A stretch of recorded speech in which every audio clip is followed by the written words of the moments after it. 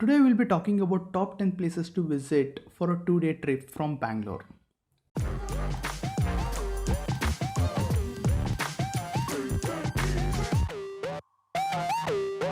On the top of the list, we have one of the most trending destinations from Bangalore, Pondicherry, officially known as Puducherry.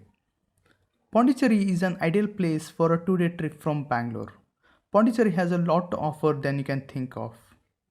The streets of French Colony, also known as a White Town, are decorated with charming mustard yellow colors and bougainvillea plants. It is a perfect place to be creative and get some amazing shots. As you stroll along the French Colony, you will see dozens of cozy cafes and restaurants which serve delicious French food. If you are into spirituality, then you can head to Matrimandir in Auroville. Pondicherry has got some amazing beaches. If you want some peaceful time away from the hustle bustle of the city, then head to Serenity Beach. If you want to enjoy evening walk along the shore, then you can head to Promenade Beach, also called as the Rock Beach. If you want to get into the water, then head to Paradise Beach. If you are staying in Bangalore, then the best way to reach Pondicherry is by train. The train timings are synced for a perfect weekend getaway from Bangalore.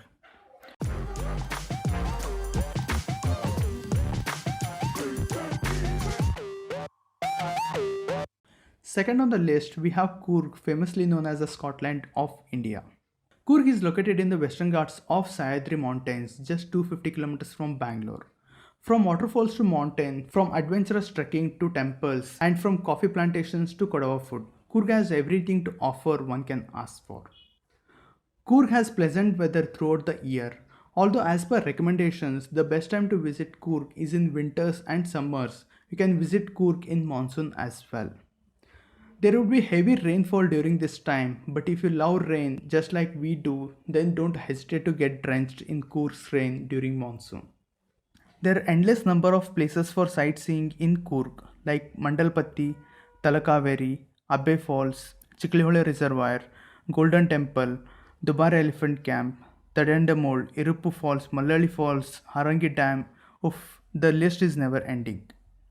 All these places are so beautiful that you may want to extend your 2-day trip duration to 3 days.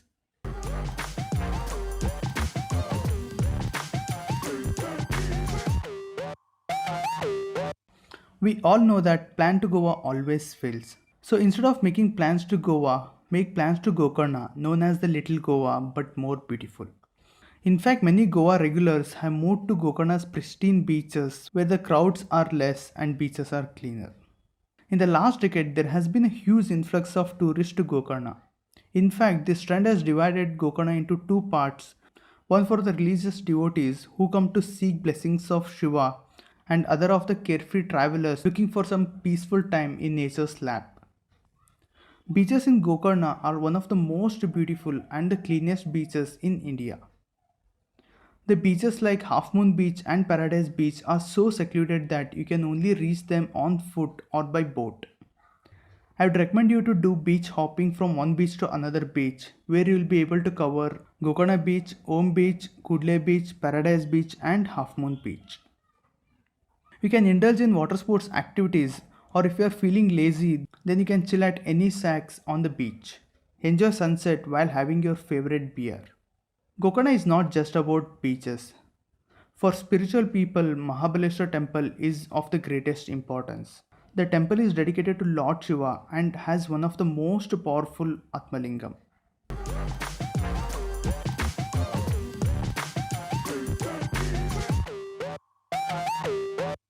Next on the list, we have Udagamandalam, popularly known as Ooty.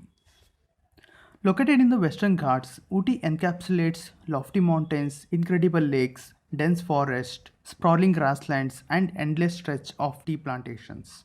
The hill station itself is a land of mesmerizing places, which explains why it is called as the Queen of the Hill Stations. Ooty is so popular among the tourists that you may feel it is over commercialized. But that should not stop you from visiting Ooty because it has got one of the most amazing views and climate. You just have to find an offbeat time to visit it. I would highly recommend you to visit Kunur, which is comparatively less crowded yet more beautiful. You can walk through the tea plantations, understand the journey of tea making, or just do a lazy boat ride in Ooty Lake. In short, Ooty will never disappoint you with its beauty.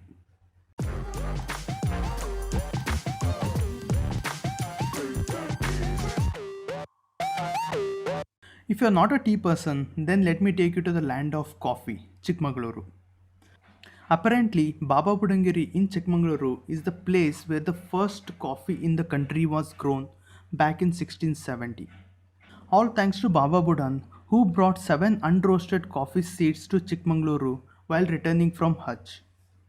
I have visited Chikmagaluru multiple times, yet it has amazed me every time I visited. Among all the places mentioned in this list, I feel Chikmagaluru offers the best panoramic view of the hills. The landscapes here are so beautiful that it looks similar to that iconic Windows wallpaper we have seen for years. You can visit the highest peak of Karnataka, Nilgiri, or visit the majestic Hebbe Falls, or take a trek to Z Point. The list of the places you can visit in Chikmagaluru are endless.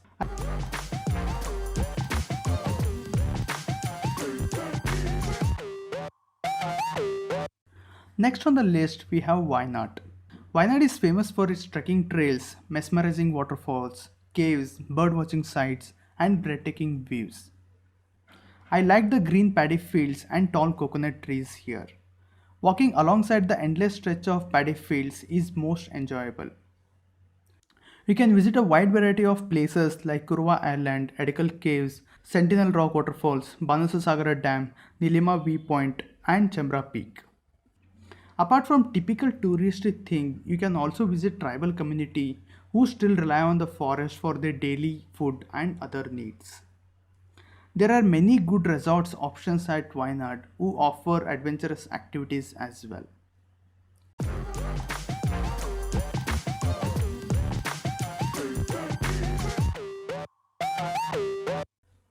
Next on the list, we have the favorite place of trekkers, Sakleshpur.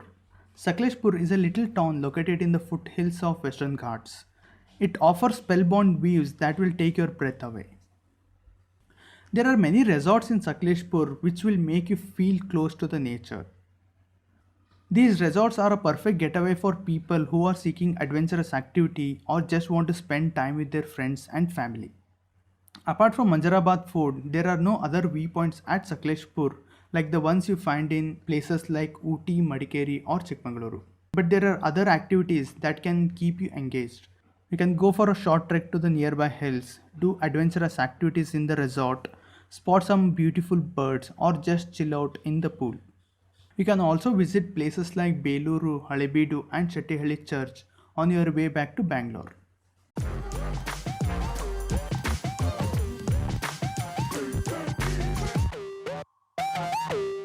If you are staying in Bangalore, then you would have seen those Udupi restaurant in almost every corner of the city. If you want to know the roots of those authentic South Indian food joints, then you should visit Udupi. Udupi is a coastal district in Karnataka, popular for Sri Krishna temple, beaches, educational institutes, financial institutes, and delicious food. Udupi is turning into a hot tourist destination lately. There are many things you can do in Udupi. You can visit the Sri Krishna temple where you can see the Lord through the window, go for kayaking in Mulki, visit the most beautiful St. Mary's Island, or visit the cleanest beach in India, Pudupidri Beach. The list of places are endless.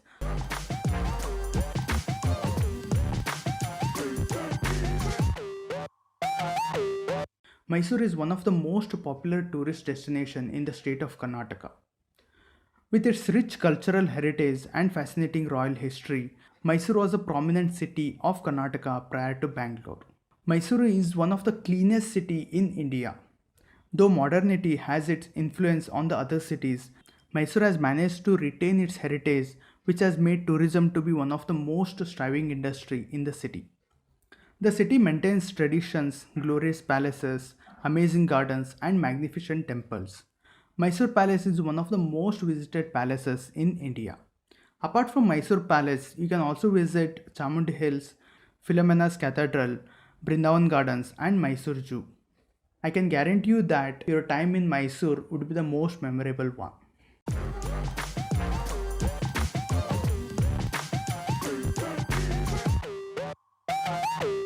Popularly known as a poor man's Ooty, Yercaud is one of the budget-friendly hill station in India. Yercaud is located in Tamil Nadu state, just 200 kilometers from Bangalore. Yercaud gets its name from Yercaud Lake and forest around the lake. In Tamil, Eri means lake and Kadu means forest. So both of these words together make Yercaud, which means lake forest. It is a great choice as a weekend getaway from Bangalore.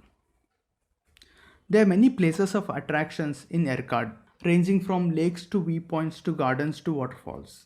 You can visit Yercaud Lake, Deer Park, Botanical Garden, Kiluri Falls, Ladies Seat and Pagoda Point. Let me know which is your favorite in the comment section below. Also let me know which place deserves to be on this list which I missed. See you in the next video. Bye bye.